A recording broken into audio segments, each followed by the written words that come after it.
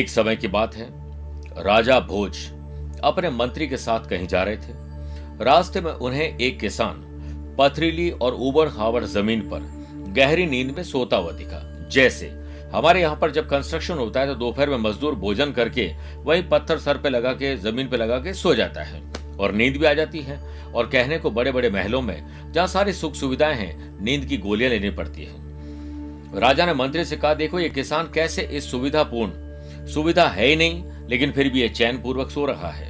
हम सारी सुख सुविधाओं के बावजूद भी बहुत तकलीफ और लेट हमें नींद आती है, क्या कारण है? तब मंत्री बोले, महाराज ये सब कुछ परिस्थितियों का दिन है। इंसान को जैसी परिस्थिति मिलती है वो शरीर वैसे ढल जाता है। राजा को उसकी बात समझ नहीं आई और राजा ने कहा कि ऐसा कैसे हो सकता है? तो राजा ने कहा इसकी परीक्षा ली जाए। राजा ने अपने मंत्री के द्वारा किसान को बुलावा भेजा कि भाई एक व्यक्ति को हम बड़ी सुख सुविधा, राजपाट की सुख सुविधाएं देना चाहते हैं, तो हमने तुम्हें चुना है, पूरे परिवार सहित राजमहल आ जाओ। राजमहल आ गए, उसे एक अलग कमरा दिया गया और उसमें पूरी सुख सुविधाएं थी। वह व्यक्ति ठाट बाट और सुख सुविधाओं का आनंद लेने लगा। इसी बात पर तकरीबन 2 महीने बीत जाने के बाद एक दिन राजा ने अपने मंत्री के द्वारा कुछ कंकड़, पत्थर, तिनके आदि उसके बिस्तर में डलवा दिए। डलने के बाद जब वो किसान रात को सोया तो पूरी रात करवटें बदलता रहा, उसे नींद नहीं आई। ये वाकया उनके मंत्री देख रहे थे। अब सुबह मंत्री और राजा उस किसान से मिलने गए और पूछा, भाई सब कुछ ठीक ठाक तो है? तो वह किसान बोला कि साहब मेरे बिस्तर में अचानक से कुछ पत्थर, कंकड़, ऐसी चीजें आ गई जिससे मैं पूरी रात यूं करवटें ही बदलता रहा, मुझे नींद नहीं आई। तो राजा ने उस मंत्री से कहा कि भाई ये कैसे हुआ?